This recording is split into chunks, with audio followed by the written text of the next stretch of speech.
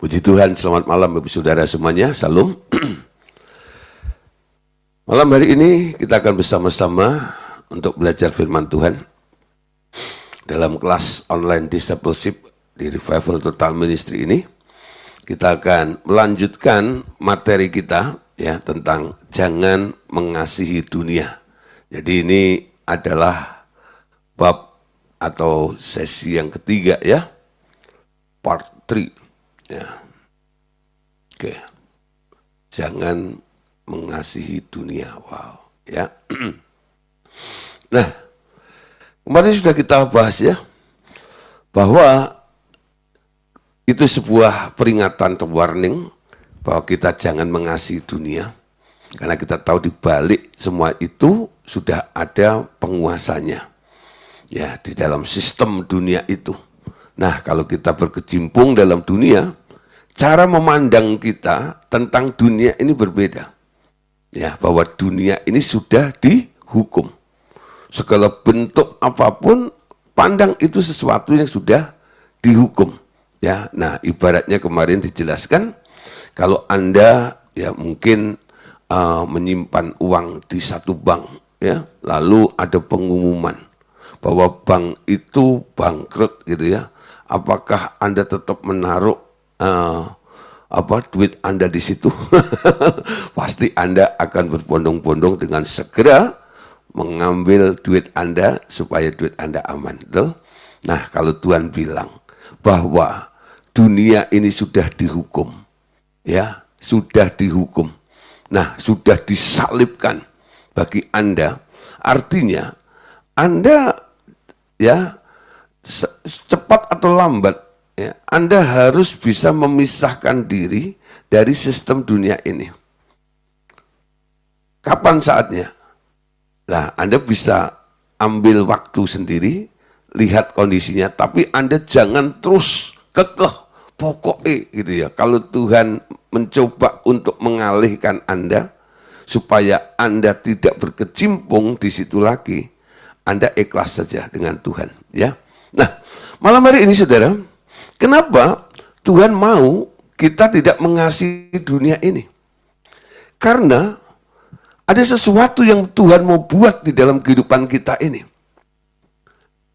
Memang kita tidak diambil dari dunia ini. Kita masih ditempatkan di dunia ini. Nah, ketika Anda yang telah dipilih oleh Allah, lalu masih ada di dunia ini, Tuhan mau Anda bisa tampil beda, saudara ya. Anda bisa tampil beda, tidak serupa dengan dunia itu. Nah, saudara, tampil beda. Nah, perhatikan apa yang Tuhan katakan mengenai asal-usul seseorang. Ada dua sistem, ya. Satu sistem di bawah, yakni dunia. Dan satu sistem di atas, yakni kerajaan surga. Ya, jadi ada sistem dunia dan ada sistem kerajaan surga.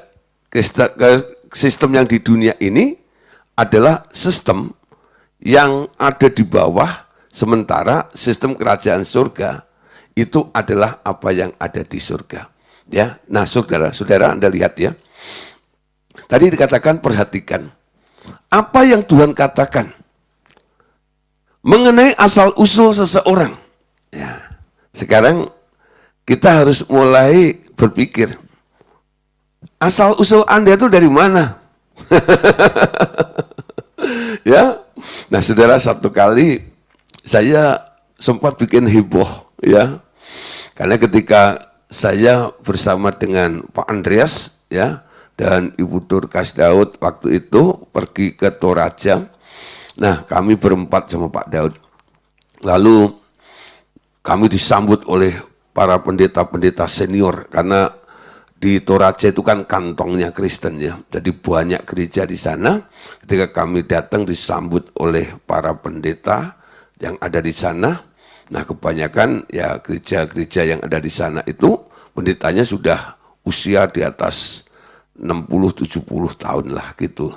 waktu itu saya masih muda sekali, ya, waktu itu masih belum merit, ya, jadi umur saya waktu itu sekitar 27, ya, 28 gitu. Itu masih muda, sekarang juga masih muda sih.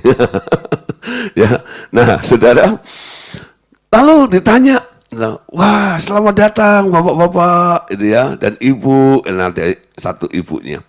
Lalu ditanya, ini bapak dari mana? Lalu Pak Andres bilang, saya dari Bandung. Nah, Ibu Daud bilang, saya dari Bandung. Pak Daud bilang, saya juga dari Bandung. Lalu saya yang paling belakang, saudara, ini yang paling muda, ini dari mana? Lalu saya bilang, saya dari surga. Ya. Itu Bapak Pendeta yang nyambut tadi, yang waktu bersalaman dengan senior-senior saya itu senyum, ketika saya jawab saya dari surga, matanya mulai melotot. Itu, ya, melotot, nggak suka gitu ya. Lalu ditanya lagi, yang benar, Anda dari mana? Gitu. Lalu saya tetap kekeh, saya dari surga. Ya. Lalu dia lihat dari ujung kepala sampai telapak kaki saya, masih napak di bumi. Nggak ngambang gitu ya. Nah, ya, lalu ditanya lagi, yang benar. Lalu saya bilang, benar, saya dari surga. Ya. Nah, karena saya ribut, saudara, dengan para pendeta itu, akhirnya Pak Andres menengahi gitu. Bapak-bapak pendeta, apa yang dikatakan Gideon itu 100% betul, memang dia dari surga. Sampai akhirnya pendeta lebih bingung lagi ya, karena ada yang meneguhkan seperti itu. Nah, kalau pengen tahu, ya, kenapa Gideon itu bilang dari surga, nanti sore ada seminar, bapak-bapak silahkan datang, nanti saya akan berbicara tentang, ya, kerajaan surga ini, ya. Nah, nanti saya jelaskan kenapa Gideon ngaku jadi warga negara kerajaan surga, asalnya dari surga. Nah, Bapak Saudara, kenapa saya lakukan seperti itu? Ini bukan sekedar action, sok-sok keren gitu, enggak. Memang pada waktu itu saya sedang memperkuat iman saya. Ya. Kenapa, saudara? Karena saya mengalami mental block. Ya. Jadi dulu saya itu minder, luar biasa. Karena saya merasa saya orang dari kampung, ya. Nah, yang pernah ikut ke daerah saya, ya, kalau ikut penginjilan dan sebagainya, kadang-kadang saya ajak mampir ke rumah ibu saya, ke gereja ibu saya di Kampak Trenggalek, ya, bawah gunung gitu ya, wah, kampung banget kalau macamnya. Nah, karena saya orang kampung, saudara, nanti orang itu memandang saya sebelah mata, dasar anak kampung, gitu, dianggap nggak berarti dan sebagainya. Nah, lalu untuk supaya saya mengangkat mental saya itu, saya mulai, ya, melihat dari kacamatanya Allah. Apa kata Tuhan? Apa kata Alkitab? Alkitab bilang kamu adalah anak Allah. Kamu warga negara kerajaan surga. Kamu dari surga. Ya. Nah, jadi karena waktu itu saya sedang memperkuat iman saya coba praktekkan, ketemu orang bilang dari surga, dari surga, dari surga. Supaya apa? Kampungnya hilang. Supaya keren. Supaya saya derajatnya naik dan sebagainya. Nah, dari situ, saudara, ya, memang tentang asal-usul itu penting. Kalau Anda tidak mengerti tentang prinsip ini, mental Anda terus ambles. Nanti kalau Anda doa, ya biasanya, oh Tuhan, lihatlah keberadaan hambamu ini tak lain tak bukan adalah cacing dan tanah liat. Oh tolong Tuhan, kami orang kampung ini yang tidak punya apa-apa ini, Tuhan, lihatlah Tuhan, gitu ya. Selalu mengakui semua sisi minus Anda. Memang ketika kita berhadapan dengan Tuhan, kita melihat Tuhan yang besar, ya. Lalu karena kita melihat Tuhan yang besar, kita merasa kecil. Tapi Tuhan memandang Anda tidak seperti apa yang Anda pikirkan, tidak seperti apa yang Anda rasakan. Tuhan bilang, kamu biji mataku, kamu anakku, amin. Nah, kamu besar, kamu berharga, kamu mulia, kamu kudus, kamu benar. Nah, ini saudara, cara memandang Allah tentang Anda. Dunia selalu melihat, untuk mencari perhatian, mereka selalu menyodorkan tentang kekurangannya. Tapi kita disuruh tampil beda. Ya, dengan asal-usul kita yang baru ini, Anda punya mindset yang berbeda. Hidupmu berubah. Engkau bisa tampil berbeda dengan orang-orang di sekitar Anda. Kalau dunia ini sedang mengalami resesi, orang dari surga tidak pernah mengalami resesi, selalu resepsi. Amin. Karena apa? Disuplai oleh kerajaan surga dari asal-usul Anda. Nah, Bapak Saudara, dalam pelajaran ini, yang dipersoalkan oleh Tuhan sekarang bukan seseorang itu berbuat dosa atau tidak. Tetapi apakah seseorang berasal dari sistem di atas atau sistem di bawah? Nah, tentang keadaanmu sebagai orang berdosa, Tuhan sudah tahu. Betul? Memang dia datang untuk orang berdosa, betul? Untuk menebus Anda dari dosa. Tapi sekarang, yang mau dilihat oleh Tuhan dalam kehidupan kita ini, yang dipersoalkan oleh Tuhan, ya, tentang seseorang itu bukan masalah mereka berbuat dosa atau tidak. Tetapi apakah seseorang itu berasal dari sistem yang di atas atau dari sistem yang di bawah di bumi ini, ya? Nah, garis bawahi bahwa asal usulnya itu yang terpenting. Amin. Kenapa? Karena yang berasal dari bawah adalah semua orang yang dilahirkan secara daging. Sedangkan yang dari atas adalah yang dilahirkan dari roh. Amin. Jadi, kenapa asal-usul ini penting? Karena yang berasal, yang asal-usulnya itu dari bawah, dia lahir secara daging. Tapi yang asal-usulnya dari atas, dia adalah dilahirkan dari roh. Nah, suatu kali, saudara, Tuhan Yesus berdebat dengan orang-orang Yahudi. Karena apa? Karena selalu mentok, cara berpikirnya selalu berbeda. Karena orang Yahudi, ahli-ahli Taurat, selalu memegang Taurat. Yesus memegang anugerah. Nah, ketika di-compare seperti itu, tabrakan, saudara. Ya, lalu Tuhan berkata begini, dalam Yohanes 8, ayat 23. Lalu ia berkata kepada mereka, kamu berasal dari bawah, aku dari atas. Kamu dari dunia ini, aku bukan dari dunia ini. Sekali lagi perhatikan ya. Yesus berkata kepada mereka, kamu berasal dari bawah, sementara aku dari atas. Kamu dari dunia ini, dan aku bukan dari dunia ini. Dari mana? Dari surga. Nah, saudara, makanya nggak nyambung. Kenapa? Asal-usulnya berbeda. Ya, Yesus bilang, aku berasal dari atas, kamu berasal dari bawah. Satu kali saya pelayanan di Semarang, diundang ya untuk awalnya tidak, saya pikir ya hanya disuruh doain rumah awalnya itu, karena rumah itu ya termasuk rumah mewah ya di daerah Candi yang dulu bekas lapangan golf, lalu dipakai untuk perumahan di sana. Nah, kaplingnya gede-gede sudah di sana. Ya, satu kapling itu bisa 500 meter kalau nggak salah ya. Atau 1000 meter, saya nggak tahu, lupa itu. Gede itu.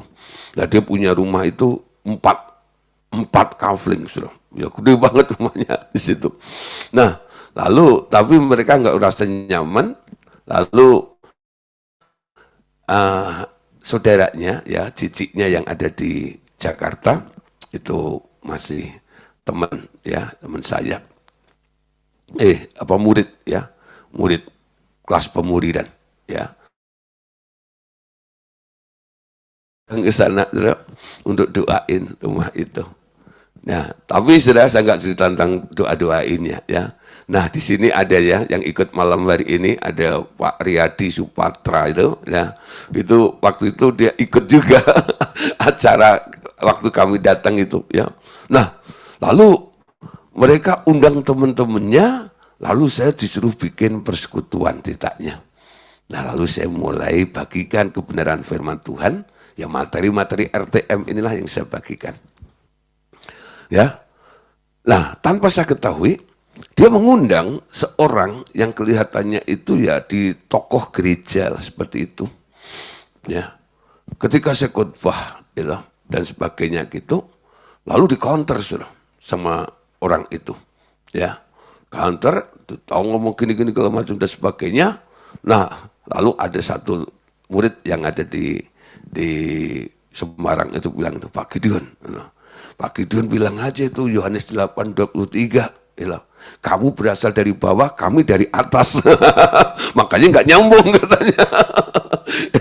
Nah, dia mau saya disuruh pakai jurus ini ya. Tapi saya bilang nggak usah, nggak perlu lah gitu ya. Kita nggak usah cari menang di sini. Saya mau ya sudahlah. Gitu.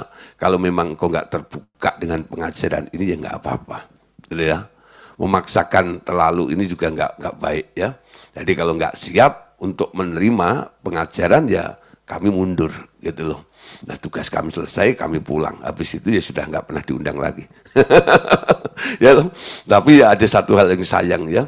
Karena mereka pertama haus ya, itu adiknya, kakaknya yang ada di Jakarta juga bilang gini, sayang banget ya. Ya, dia nggak bisa menerima pengajaran seperti ini.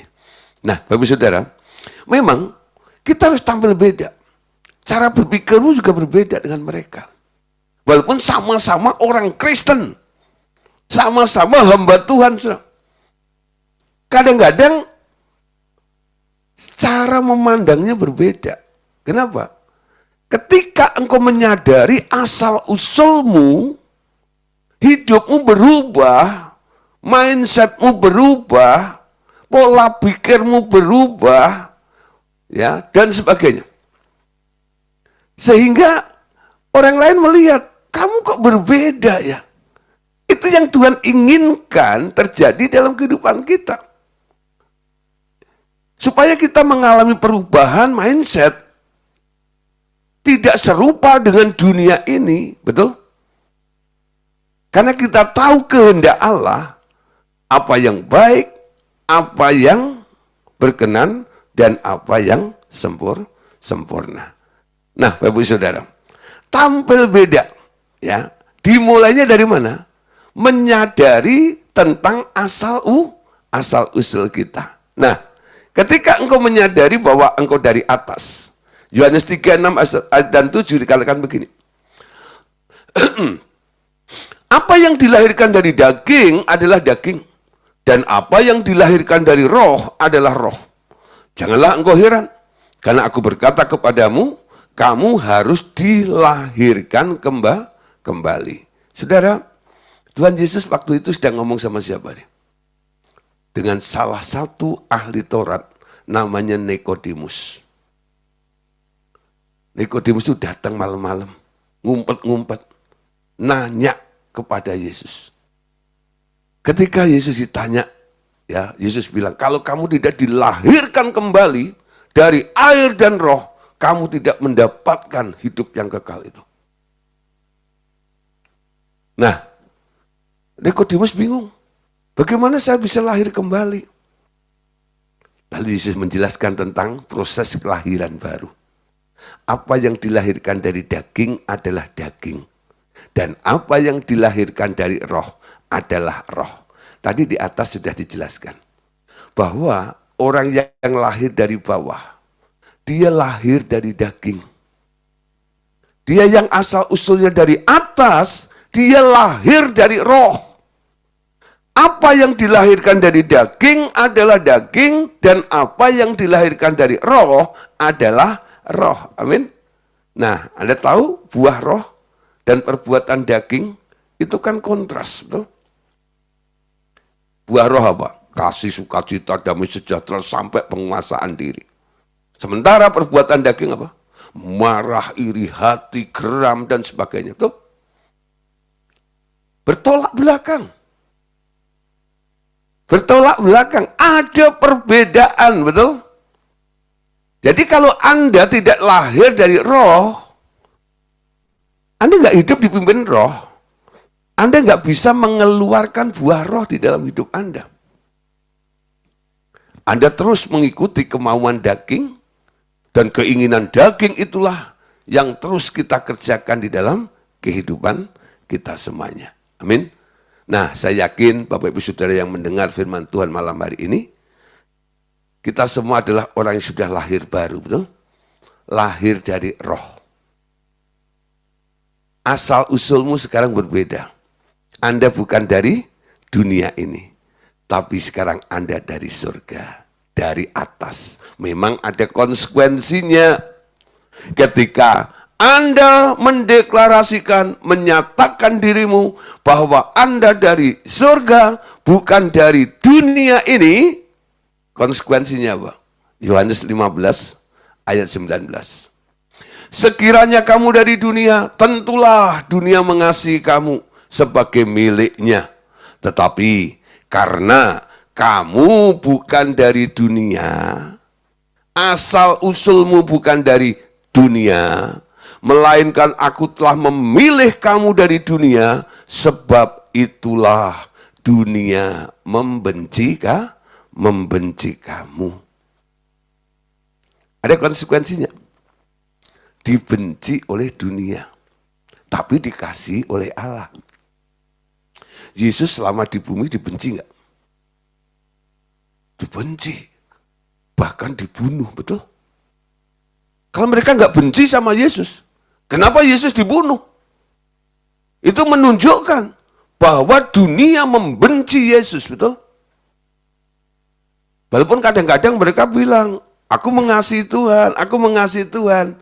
Karena mereka hanya butuh mujizatnya dari Tuhan.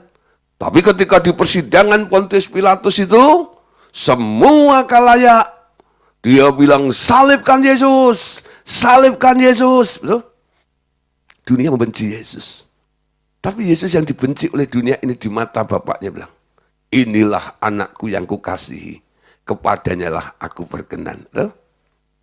Anda mau dikasihi Bapak atau dikasihi dunia? Anda mau jadi miliknya Bapak atau menjadi miliknya dunia? Ini pilihan, betul? Pilih malam hari ini. Untuk bisa tampil beda, Anda perlu asal-usul yang baru, pengertian yang baru. Yesus telah memilih Anda, lalu Anda diselamatkan, dipisahkan dari dunia ini. Kamulah bangsa yang terpilih, imamat yang rajani, bangsa yang kudus. Dipilih oleh Allah. Nah, ketika engkau dipilih oleh Allah, ada sesuatu yang luar biasa yang terjadi. Sebuah perubahan. Amin. Perubahan apa? Perubahan status. Terjadi karena dialah yang memilih mereka dan mengeluarkan mereka dari sistem dunia. Bila Anda dipilih oleh dia, artinya Anda dipilih untuk keluar dari sistem dunia untuk hidup di dalam roh. Kadang-kadang orang Kristen itu kalau nyanyi hebat ya. Kita dipilih, dari segala bangsa. Ya kita dipilih jadi umatnya. Ya. Kita dipilih. Kita umat pilihan Allah. Kita lah umat pilihan. Kita umat pilihannya Allah, ya. Kau telah memilihku, ya. tentang pilihan Allah. Anda setuju, Anda mengakuinya, Tuhan, aku percaya Engkau telah memilih aku. Ya, nah, ketika Allah memilih Anda, statusmu berubah. Anda dikeluarkan dari sistem dunia ini. Anda dipilih untuk keluar dari sistem dunia untuk hidup di dalam roh. Siapa di sini yang masih mau dipilih oleh Tuhan sekarang? Artinya ketika engkau dipilih, engkau dikeluarkan dari sistem dunia ini untuk Anda memasuki hidup di dalam roh. Amin. Nah, saudara, kenapa Tuhan memilih kita? Karena pada mulanya, kita berada di dalam sistemnya si iblis. Dan di situ tidak ada jalan keluar. Tetapi sejak Tuhan memilih kita, pilihan itu membawa kita keluar dari sistemnya si iblis itu. Nah, dari sisi pandang masa lampau kita adalah orang-orang yang dipanggil keluar. Makanya gereja itu berasal dari kata eklesia, yang artinya dipanggil keluar, ya, yakni gereja Tuhan. Tapi di sisi pandang hidup kita sekarang, kita adalah tubuh Kristus sesuai ungkapan Dia yang ada di surga. Amin. Nah, saudara, memang kita dipisahkan. Tapi Tuhan membentuk gerejanya itu menjadi tubuh Kristus yang ada di muka bumi ini. Nah, sebagai orang Kristen sekarang, kita punya cara pandang yang baru, pengertian yang baru. Pengertian tentang surga sekarang. Ya. Kalau Anda ditanya nih, saya tanya sama Eyang Nastiti, gitu ya. Bu Nastiti, gitu. Ya. Bu Nastiti kalau nanti ya meninggal masuk mana? Masuk surga. Gitu. Jadi selama ini konsepnya, surga itu adalah tujuan hidup kita. Betul? Ya.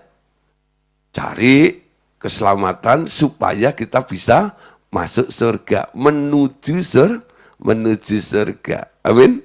Surga menjadi tujuan hidup kita.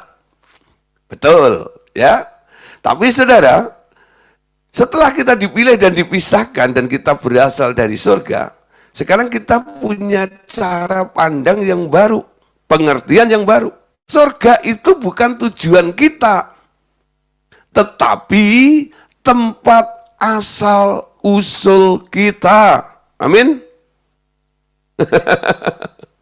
Ya, surga itu bukan tujuan kita, tetapi tempat asal usul kita.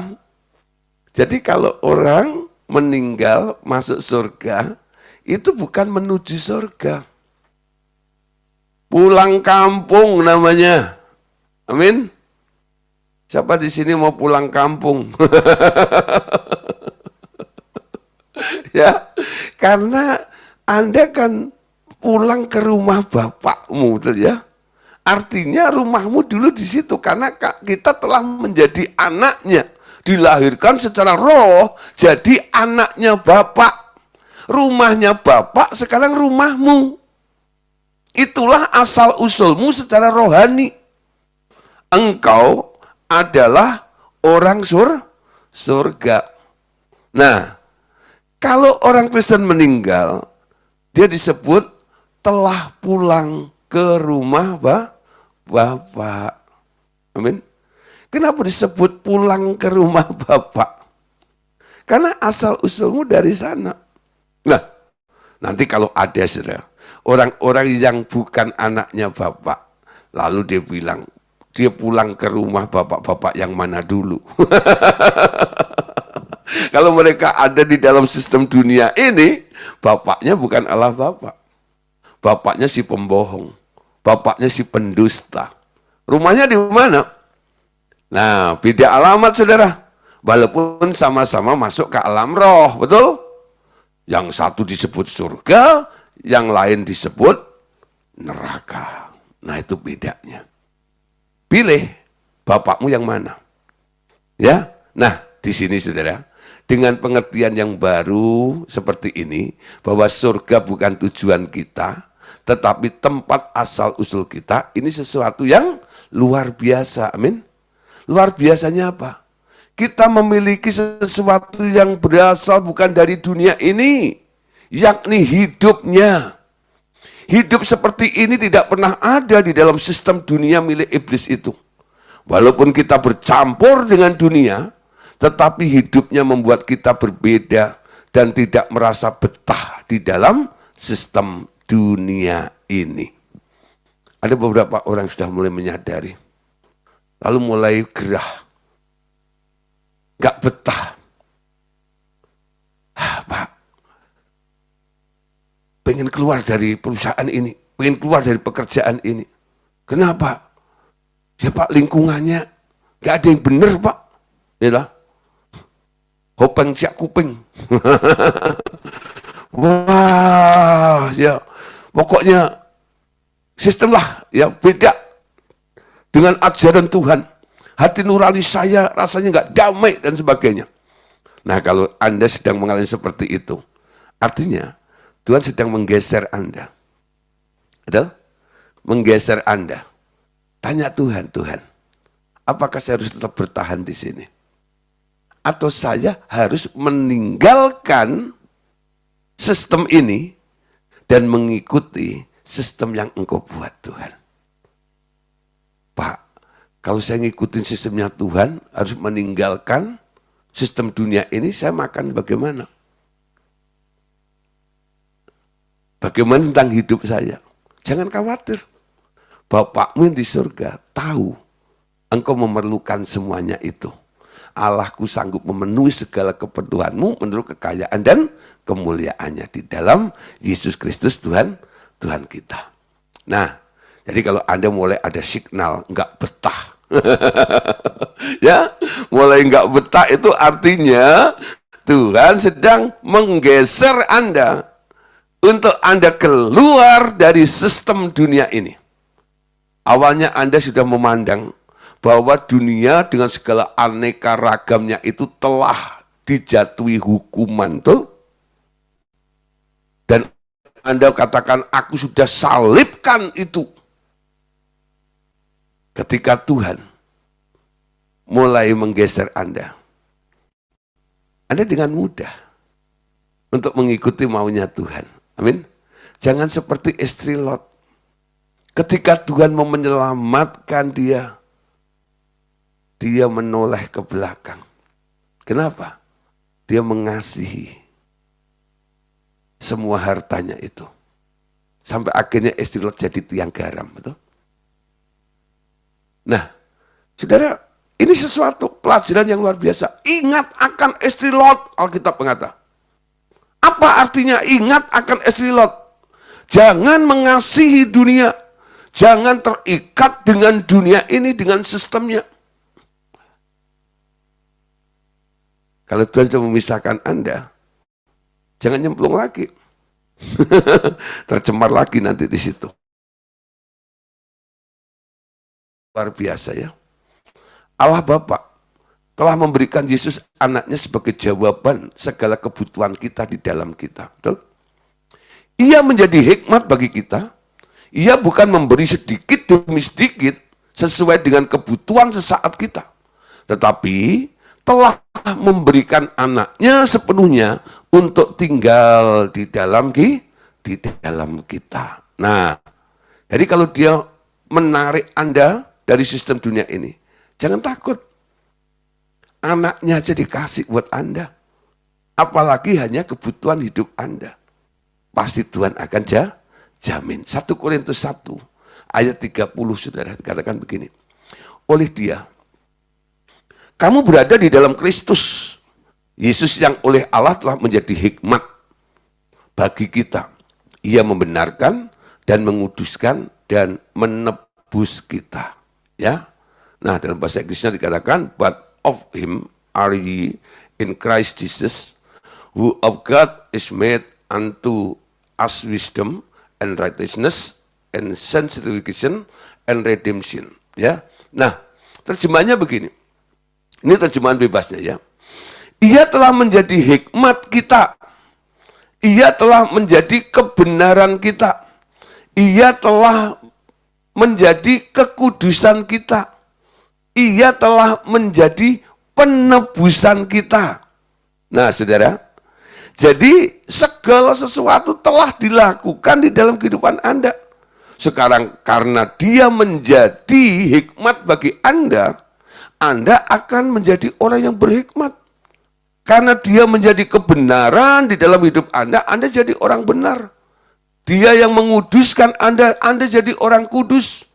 Dia yang telah menebus Anda, dia yang akan menyelamatkan dan mencukupi semua apa yang Anda butuhkan. Amin. 1 Yohanes 5:3. Sebab inilah kasih kepada Allah, yaitu bahwa kita menuruti perintah-perintahnya. Perintah-perintahnya itu tidak berat, sebab semua yang lahir dari Allah mengalahkan dunia, dan inilah kemenangan yang mengalahkan dunia, yaitu iman kita. Nah, saudara, inilah saudara ya, yang mengalahkan dunia apa? Iman kita. Semua yang lahir dari Allah mengalahkan dunia ini. Jadi setiap persoalan Anda, gak ada yang akan membunuh, mencelakakan Anda. Karena nasibmu dikatakan dalam Alkitab, Anda itu lebih daripada orang-orang yang menang. Lebih daripada pemenang. Lebih dari pemenang dalam segala perkara. Ya. Dalam segala hal, dalam segala situasi, dalam segala keadaan persoalan dalam kehidupan Anda. Nasibmu tidak bisa kurang. Anda dinyatakan lebih daripada pemenang. Amin. Sebenarnya menang siapa? Yang menang Tuhan. Maut telah dikalahkan, betul? Pekerjaan iblis telah ditelanjangin. Dikalahkan oleh Yesus. Kita yang percaya kepada Yesus dimasukkan di dalam kemenangannya Yesus, sehingga Anda bisa hidup dalam kemenangan atas dasar apa yang telah dikerjakan oleh Yesus ketika ada di muka bumi ini. Ketika Yesus menyatakan, aku telah menang. Itu mengangkat Anda dari orang-orang yang lemah, orang-orang yang ketakutan, orang-orang yang khawatir, orang-orang yang kalah. Sekarang hidupmu berubah. Berubah. Anda ada di dalam deklarasi Tuhan Yesus yang memberitahu kepada Anda, aku telah menang. Sekarang Anda menang di dalam Yesus. Amin. Dalam segala hal. Nah, pengertian-pengertian seperti ini itu harus kuat. Ketika masalah Anda datang, karena Anda masih di dunia ini, Anda melihat masalah itu nggak membahayakan Anda. Terus bereaksi di depan saya, silahkan gertak gigi di depan saya, paling-paling sebentar lagi keok kamu. Kenapa? Nasibku adalah lebih daripada pemenang. Amin. Nasibku lebih daripada pemenang. Ketika Yesus ya ketemu dengan orang yang sakit, ya, bahkan kondisinya karena Yesus nggak turun datang juga, sampai akhirnya betul-betul dia mati, Lazarus itu. Tapi ketika murid-muridnya bilang, yuk kita ke sana, tanya tentang kabar Lazarus itu, Yesus bilang apa? Penyakitnya enggak membawa kepada kematian, tapi membawa kemuliaan Tuhan. Yesus bisa bangkitkan Lazarus dari kematian. Sehingga Lazarus menang dari maut itu juga. Yesus yang sama, yang ada di dalam diri Anda. Sekarang Anda sebagai orang beriman. Tadi dikatakan. Dan inilah kemenangan yang mengalahkan dunia. Iman kita. Iman timbul dari pendengaran. Pendengaran dari firman. Betul? Iman adalah hasil kerja daripada Tuhan yang dilakukan untuk kita yang percaya atas penebusan Tuhan Yesus itu. Nah, mindset berubah. Sehingga Anda bisa tampil berbeda dari dunia ini. Amin. Nah, ini penting. Perkara-perkara seperti ini. Ya. Nah, imanmu mengalahkan dunia. Oke, saudara, kita lanjut ya. Sekarang, pertanyaannya, apa yang perlu kita lakukan untuk lepas dari sistem dunia? Jawabannya, tidak ada. Karena kita telah ditaruh di dalam Dia, dan Dia yang menjadi pemisah antara kita dan dunia. Karena kita bukan lagi menjadi bagian dunia, maka sistem dunia itu pasti membenci kita. Amin. Nah, saudara, ini faktanya. Dunia menerima semua perbuatan yang bercorak Kristen, yakni buah-buah kekristenan. Contoh seperti kejujuran, ya.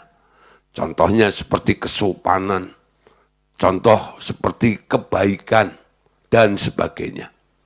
Itu corak daripada kekristenan, bukan? Ya, jadi orang jujur, jadi orang sopan, jadi orang baik dan sebagainya. Tapi membenci dan menolak kekristenan itu sendiri, yakni Kristus yang hidup di dalam orang percaya. Dunia menerima, saudara, kejujuranmu, kesopananmu, kebaikanmu, amalmu, dan sebagainya. Tapi ketika engkau menyatakan Kristus dalam hidup Anda, dunia nggak bisa terima. Betul? Kalau Anda jadi orang baik, Anda akan dirangkul sama dunia. Anda jadi orang murah hati, dunia akan menerima Anda. Ketika engkau menyatakan Kristus kepada dunia, dunia nggak bisa terima. Cenderung untuk menolak. Amin. Nah, saudara, tapi mirisnya, peradaban Kristen tak lain adalah usaha untuk berdamai dengan sistem dunia ini. Ya, kan banyak orang bilang, kita harus diterima dengan mereka. Sampai kapan Anda bisa diterima? Tuhan mau Anda tampil beda, betul? Dan Alkitab bilang, ketika engkau menyatakan Kristus dalam hidupmu, engkau akan dibenci oleh dunia ini. Ya, nah, hati-hati saudara, dengan pemahaman ya peradaban Kristen ya yang berusaha untuk berdamai dengan sistem dunia ini. Nah, lanjutnya. Tetapi kekristenan sendiri tak mungkin berdamai dengan sistem dunia. Amin. Di tengah dunia yang senilai dengan debu ini, akan ada orang-orang yang hidup mereka tampil beda dengan dunia ini. Hidupmu berbeda. Ketika engkau berdamai, kong kali kong dengan mereka, engkau akan diterima. Ketika engkau tampil sebagai Kristus di tengah-tengah mereka, engkau akan dibenci oleh mereka.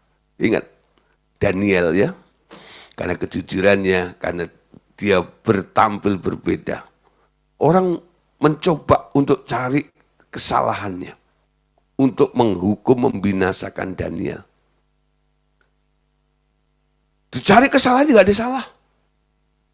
Kecuali satu hal yang berbeda. Tentang apa? Cara hidupnya. Cara doanya. Kiblatnya berbeda. yang dipersoalkan. Atas dasar doa itulah akhirnya Daniel dimasukkan ke dalam gua singa, betul? Ini contoh, saudara. Kehidupan orang-orang yang tidak kompromi dengan dunia sistem sekitarnya itu. Tapi kita lihat kebenaran akan muncul sebagai kebenaran. Akhirnya raja sendiri gelisah ketika telah memasukkan Daniel ke dalam gua singa itu. Pagi-pagi buta dia pergi ke gua singa. Dia teriak dari atas, "Daniel, apakah engkau masih hidup?" Dari bawah, "Masih. Apakah engkau ada yang luka?" "Tidak ada." Pada singa-singa kelaparan semuanya di situ. Tapi Daniel yang diumpan ke situ, nggak dimakan sedikit pun. Raja bilang, bergegas, tarik mereka. Orang yang memfitnah Daniel dimasukkan ke dalam gua singa itu, dimakan sama singa langsung. Sudah. Nah, ini contoh di dalam Alkitab ya, dalam Perjanjian Lama. Anda pun, saudara, kadang-kadang di dalam perusahaan, dalam pekerjaan Anda, semua orang berbagi-bagi hasil kali korupsi itu dan sebagainya. Anda bilang, enggak lah. Ya, saya enggak mau ambil bagian itu. Akibatnya apa? Anda dibenci karena Anda tampil sebagai Kristus yang kudus. Menjunjung nilai kebenaran Anda di situ. Keberadaanmu enggak disukai oleh mereka, betul? Apakah Anda harus kompromi dengan mereka? Supaya diterima oleh mereka. Nah, Anda bisa tampil berbeda. Amin. Di tengah dunia yang sedang rusak ini. Pertanyaan gini, Tuhan, kenapa engkau nggak angkat kita yang telah kau pilih itu dipisahkan langsung aja gitu loh.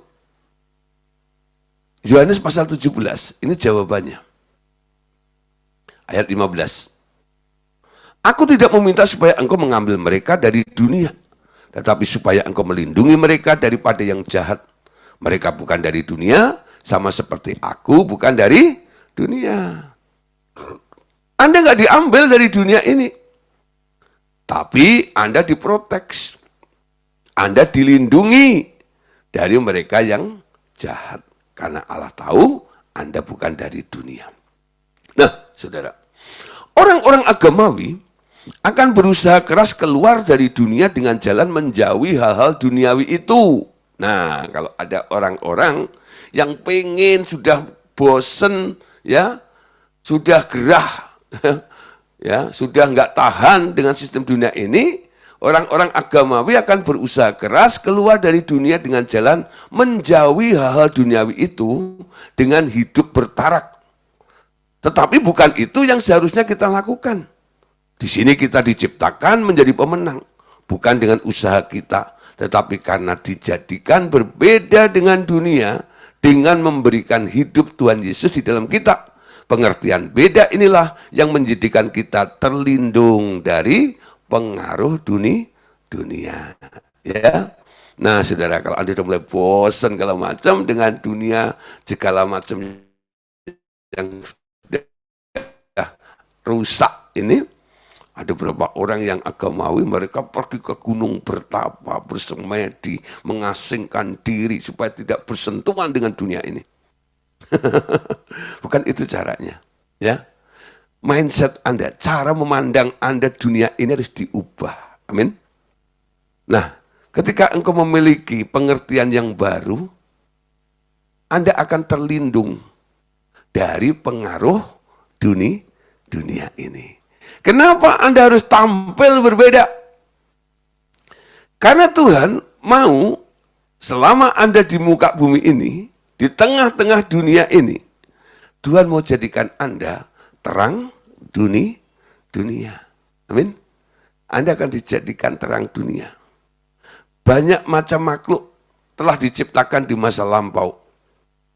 Mereka ada di dalam alam roh, namun tingkatan masing-masing berbeda-beda. Mereka yang diciptakan untuk maksud-maksud surgawi diperhalus sehingga mereka boleh mendekat kepada kami. Ini kata Bapak ya. Ada pula makhluk-makhluk lain yang ditugaskan untuk menjadi penjaga, pemelihara ciptaan yang lain. Dan mereka itu jauh dari kami. Ya. Nah, saudara, jadi ada ya penjaga-penjaga pohon, penjaga-penjaga itu ya, makhluk-makhluk yang lain tuh. Nah, itu memang ada yang diciptakan seperti itu. Ya.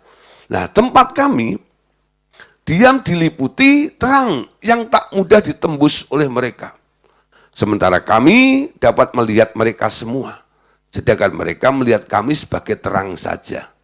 Agar mereka dapat datang kepada kami harus mengirim terang kami ke dalam mereka dan membuat mereka seterang kami. Bila mana terang itu padam, mereka akan ditolak oleh terang itu sendiri. Mereka tak mampu datang mendekat kepada kami. Ya, ini penjelasan dari Allah Bapa, saudara. Karena itu, kami selalu membutuhkan perantara antara kami dengan mereka. Karena mereka nggak mampu untuk menembus.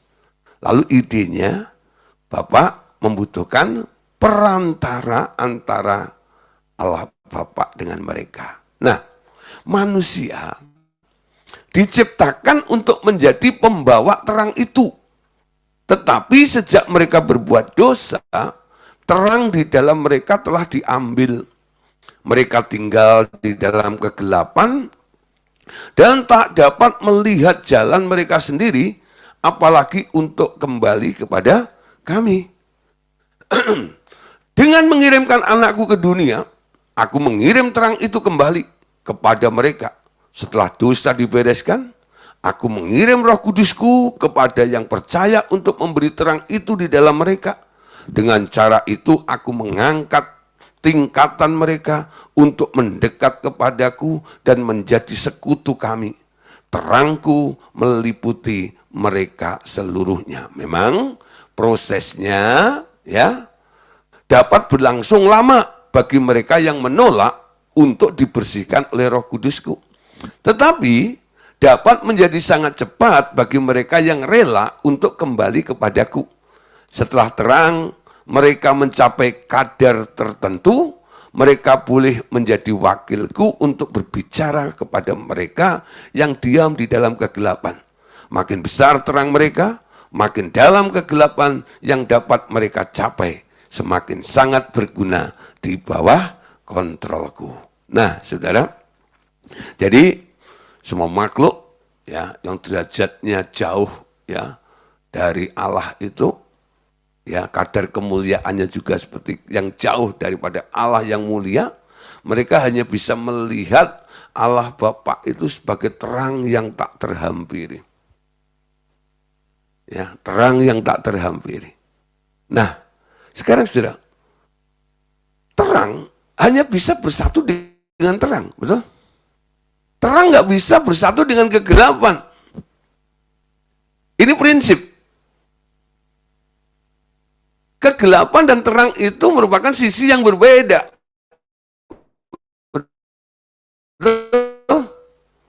Terang menguasainya.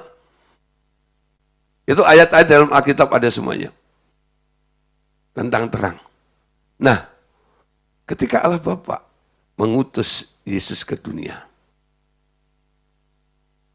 Yesus bukan hanya menyelamatkan manusia, tapi dia juga menjadi terang di dunia ini. Tujuannya apa?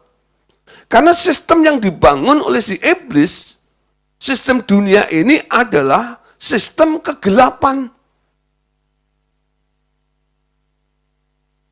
Ya. Kenapa? Karena bosnya, majikannya, dedengkotnya, nah, si iblis itu raja kegelapan. Mungkin casingnya karena sudah dibungkus dengan teknologi yang begitu canggih, kelihatannya dunia itu sekarang penuh dengan gemerlap lampu-lampu, ya. Tapi saudara, kejahatan tetap ada di situ. Gitu. Dulu orang berbuat jahat, ngumpet-ngumpet. Sekarang di tempat terang pun, di tempat ramai pun, orang nggak segan-segan berbuat jahat.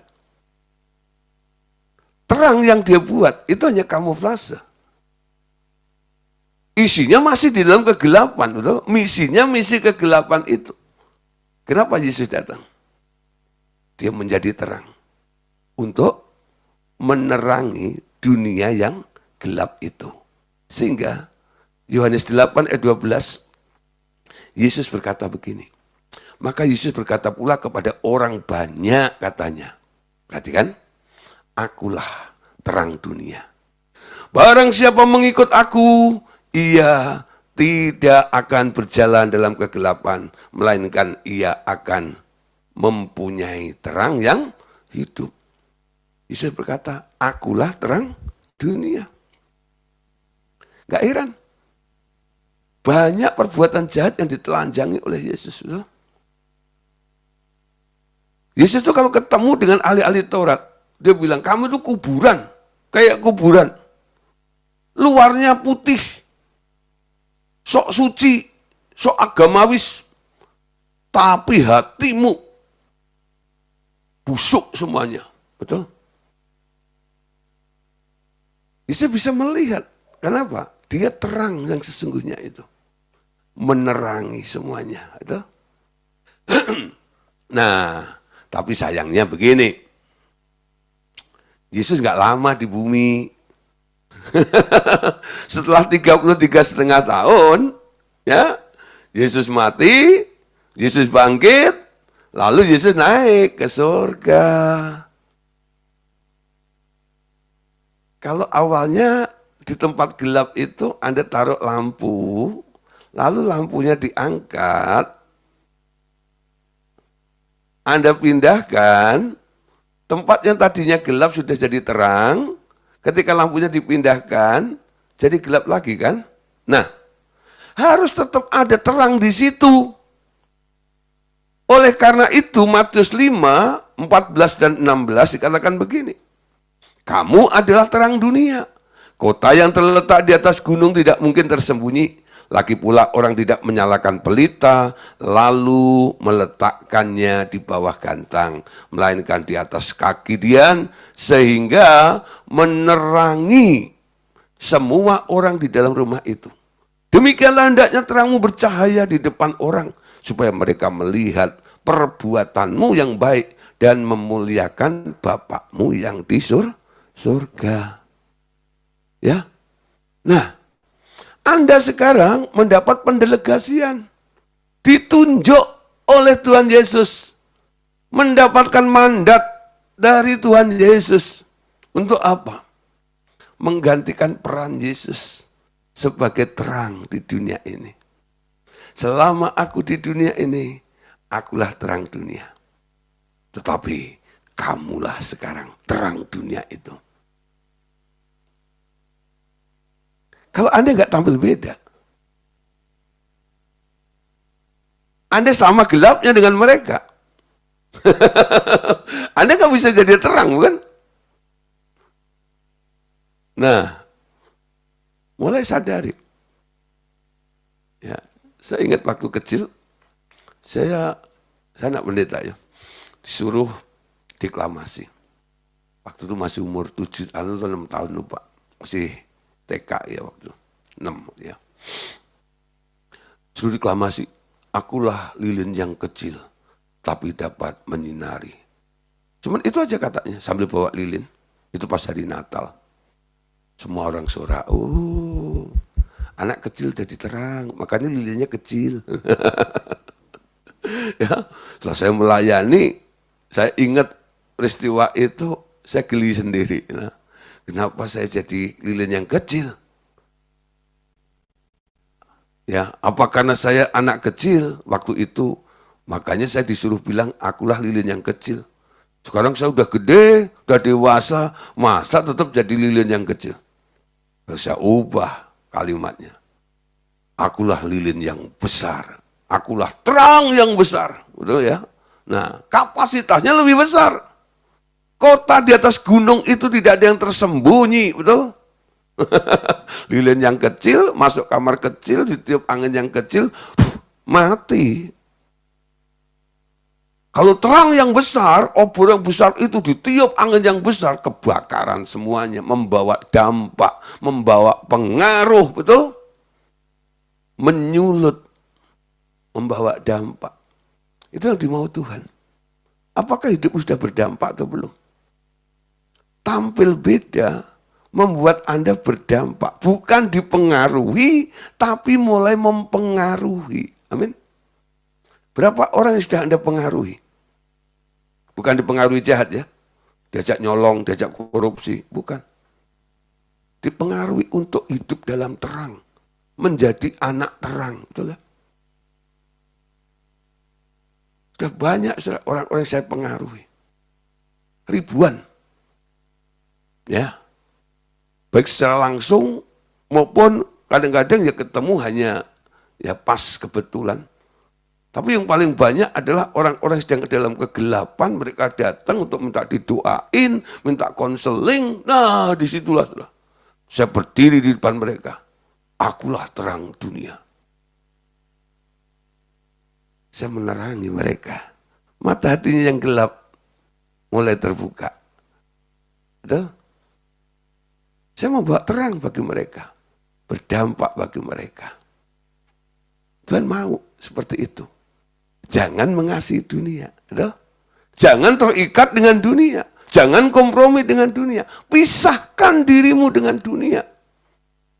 Supaya engkau bisa tampil beda dan engkau bisa berdampak karena Anda adalah terang dunia. Nah, di sini jelas bahwa bukan maksud dia agar orang percaya melarikan diri atau bersembunyi dari dunia, tetapi justru berada di dalam dunia dan menjadi terang. Amin.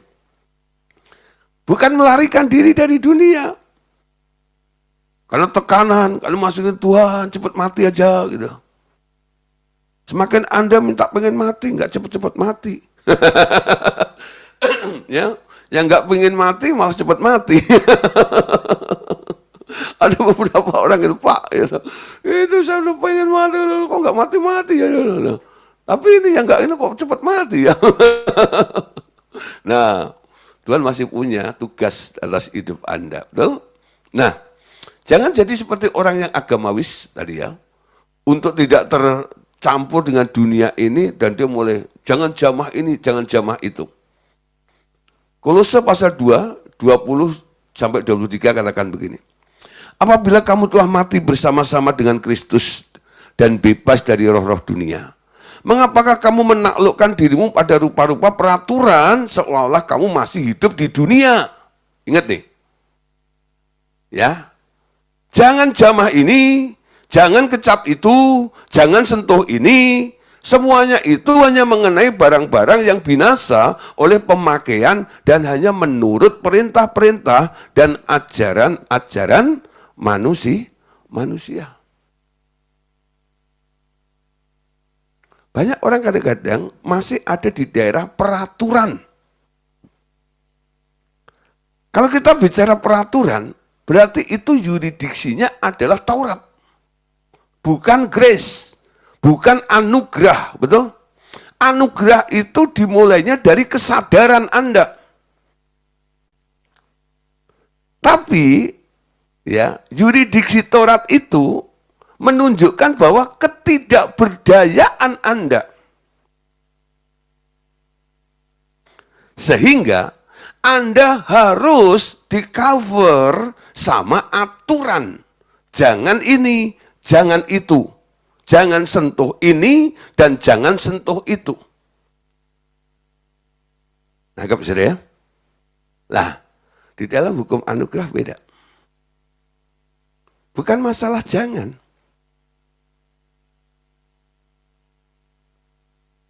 Anda adalah orang yang dipimpin oleh roh. Betul? Roh akan membawa Anda kepada seluruh kebenaran. Ketika Anda sudah berjalan di dalam kebenaran, aturan tidak diperlukan lagi. Tapi ketika Anda belum berjalan di dalam kebenaran, artinya Anda tergeser lagi di daerah Taurat. Sehingga Anda harus diatur oleh aturan-aturan Taurat di situ. Jadi nggak semua orang Kristen sebenarnya sudah ada di dalam hukum anugerah. Mereka kadang-kadang masih ada di daerah yuridiksi Taurat itu. Nangkep ya? Taurat itu bukan untuk anak Allah. Taurat itu untuk manusia. Betul? Nah, ketika engkau berubah menjadi anaknya Allah, manusia baru, ciptaan baru dipimpin oleh Roh Allah, Taurat nggak berlaku lagi atas Anda. Karena hukum yang lain, yang lebih baik, sekarang yang menuntun Anda, yaitu hukum Roh. Amin.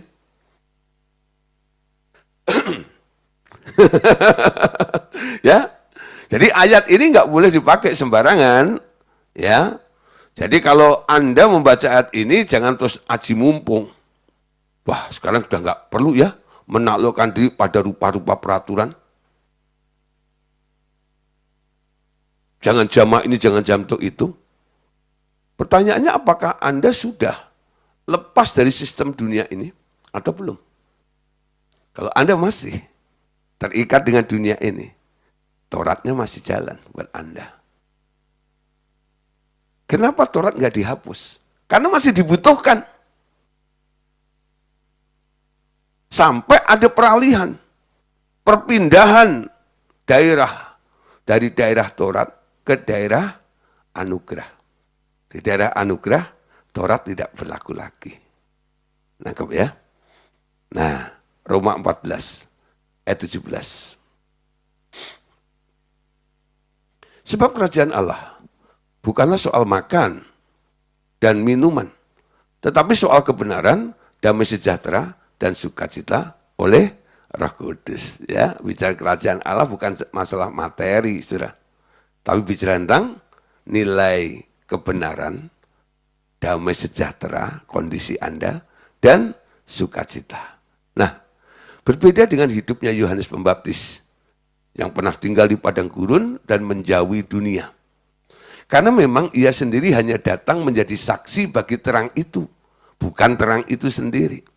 Kita justru hidup di dalam dunia, tetapi tak bercampur dengan dunia, bukan dengan menghafal aturan-aturan apa yang boleh dan yang tidak boleh dilakukan. Tetapi karena ada keilahian di dalam roh kita yang dilahirkan oleh Roh Kudus. Nah, saudara, Yohanes Pembaptis, dia harus masuk ke padang gurun untuk mengkhususkan dirinya. Sehingga makan belalang dan madu. Bukan belalang hidup, itu daun belalang. Gitu ya. Nah, kayak orang Sunda, makan daun. Gitu ya. Dia makan Yohanes. Kenapa Yohanes harus mengasingkan, memisahkan seperti itu? Masuk ke tempat sunyi di padang, di hutan katanya. Karena Yohanes tidak ditakdirkan jadi terang. Era Yohanes itu era sebelum Yesus, betul? Nah, pendelegasian menjadi terang untuk manusia itu baru setelah Yesus. Dari dimulai Yesus berkata, akulah terang dunia, lalu Yesus mendelegasikan dan menunjuk murid-muridnya, kamulah terang dunia. Mulai saat itulah orang percaya punya ya gelar sebagai terang dunia itu. Ya, tanpa harus mengasingkan diri ke hutan. Kebenaran, damai sejahtera, dan sukacita dalam Roh Kudus adalah hal-hal yang tak ada di dalam dunia. Kita mengalahkan dunia bukan dengan cara menjauhi hal-hal duniawi, tetapi dengan menjadi beda dengan dunia dengan cara positif, yakni dengan memiliki kasih, memiliki sukacita, dan damai sejahtera yang tak diberikan oleh dunia, tetapi yang amat dibutuhkan oleh setiap orang. Nah, bukan itu saja, tetapi kita ya punya tugas lebih jauh, yakni memberitahu semua orang bahwa bila mereka berpaling kepadanya, terang Allah yang memancar dari wajah Tuhan Yesus akan membebaskan mereka dari kesia-siaan sistem dunia dan membawa kepada kepenuhannya. Karena ia telah mengalahkan dunia dan kita ditempatkan di dalam Dia, kita menjadi sama seperti Dia. Amin. Setan tak mampu mengusik kita. Bahkan kehadiran kita di dunia merupakan duri dalam daging bagi rencana dan maksudnya setan di dunia ini, saudara. Anda sekarang jadi duri dalam daging. Kehadiran Anda membuat dia risih, saudara. Ya. Nah, di sini kita memuliakan Allah bukan dengan cara meninggalkan dunia, bahkan sebaliknya dengan memancarkan terangnya di dalam dunia. Surga bukan tempat memuliakan Dia, tetapi tempat memuji-muji Dia. Tempat untuk mempermuliakan Dia adalah di sini, di dunia ini. Amin. Kunci kemenangan kita terletak pada iman kepada kemenangan anak Allah. Ya, kalau Anda mau memuliakan Allah, ini waktunya ketika Anda di bumi ini. Dengan Anda tampil beda, menjadi terang. Surga bukan tempatnya memuliakan Allah. Untuk memuji-muji Allah, betul di sana. Ya, segala pujian, hormat, kemuliaan bagi Dia. Tapi untuk mempermuliakan Allah, itu tugas Anda di muka bumi ini, saudara. Yohanes 16, ayat yang ke-33. Ya, kita tutup dengan beberapa ayat, saudara, untuk sesi malam hari ini. Besok kita akan lanjutkan bagian yang keempat tentang jangan mengasihi dunia. Yohanes 16:33. Semuanya itu kukatakan kepadamu supaya kamu beroleh damai sejahtera dalam aku. Dalam dunia kamu menderita penganiayaan. Tetapi kuatkanlah hatimu, aku telah mengalahkan dunia. Amin. Nah, Yohanes 14:30-31. Tidak banyak lagi aku berkata-kata dengan kamu, sebab penguasa dunia ini datang dan ia tidak berkuasa sedikit pun atas diriku. Tetapi supaya dunia tahu bahwa aku mengasihi Bapa dan bahwa aku melakukan segala sesuatu seperti yang diperintahkan Bapa kepadaku, bangunlah, mari kita pergi dari sini. Ya, nah ayat terakhir, saudara, 1 Yohanes 5:4-5. Sebab semua yang lahir dari Allah mengalahkan dunia, dan inilah kemenangan yang mengalahkan dunia, iman kita. Siapa yang mengalahkan dunia? Selain daripada dia yang percaya bahwa Yesus adalah anak Allah. Amin. Oke, Bapak Saudara, malam hari ini kita akhiri sampai di sini, ya. Nah, besok masih ada satu sesi lagi tentang jangan mengasihi dunia. Yang masih penasaran, ya, pengen lebih tahu lagi, jangan bolong. Besok mulai, ya. Nah, Bu Welen besok juga hadir lagi, ya, Bu Welen. Luar biasa. Amin. Oke, Bapak Saudara, kita foto bersama dulu, ya.